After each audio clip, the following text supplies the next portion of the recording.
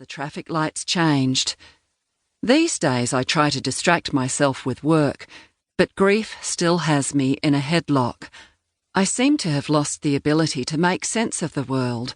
My grip on life feels fragile. I knew that a rolling quad bike would never kill me, even if I wanted it to. It couldn't. No matter what I did, no harm could visit me. I was protected by an invisible life-saving ring that I'd first become aware of as a child.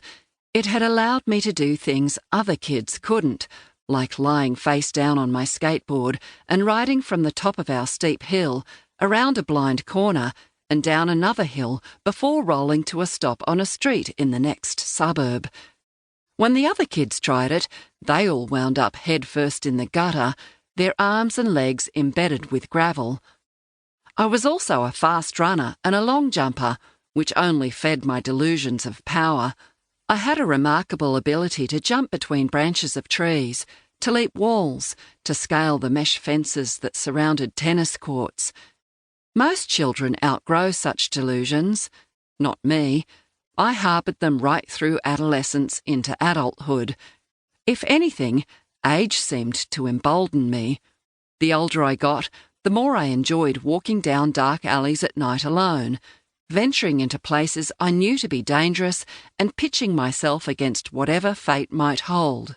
My father and I fought during my adolescence, but by my early 20s, I realised that, apart from his intelligence, which eclipsed mine, and my love of animals, which confounded him, I was his carbon copy, combative, contemptuous of authority in almost all its guises, and driven by a compulsion to be right. I seemed to be the only person who understood him, and him me. He was the only person with whom I could be myself. I sought his counsel on everything, although I didn't always follow it. My mother and I had never been close, and as our relationship disintegrated, the bond I shared with my father became unbreakable. At 29, I had lost the only person I trusted, the only person I respected, the only person who loved me without conditions. My father's love had made me strong. Without that love, I was rudderless. Part of me had died too. "We're different, you and I," my father said to me on his deathbed. "We're not like Mum, not like your brother.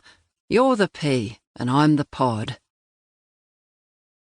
Tim rocks back and forth on the ground, apoplectic, as I ponder my own invincibility. Finally, he pulls himself up.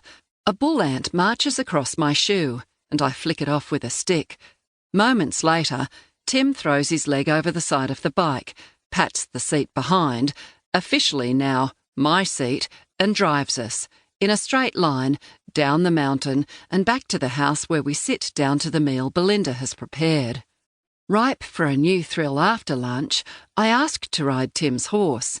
I have no clue that horses are more dangerous than quad bikes, or that they are considered to be 20 times more dangerous than motorbikes, due in part to their unpredictability and in part to the fact that the distance to the ground from a horse's saddle is much greater than the distance to the ground from the seat of a motorcycle. None of that even occurs to me. Mac is a big horse, 16 hands at least, and Tim says he's docile. "You'll be lucky to get him to do much more than eat," he says. "That's okay," I answer. Tim goes off to the barn to get a saddle and bridle, and I introduce myself to Mac. I have an apple in my pocket that he swipes before I know what's happening. "Help yourself," I say, and rub his muzzle. He likes me. Why would he not? I have a way with animals, although my experience with horses is patchy. My mother won hundreds of ribbons at pony shows when she was a girl. Most of the ribbons were blue or red. She sewed each ribbon together with the next and made bedspreads with them, so her equestrian triumphs could be displayed in the bedrooms of her family home. It was the same home I grew up in. Nigel, the piebald pony she had been given when she was 12, lived on a paddock 2 blocks from that home in Roseville, a leafy suburb on Sydney's North Shore. By the time I was born, single-storey red brick houses had sprouted up where the paddocks once were, and no one in our neighbourhood owned ponies anymore.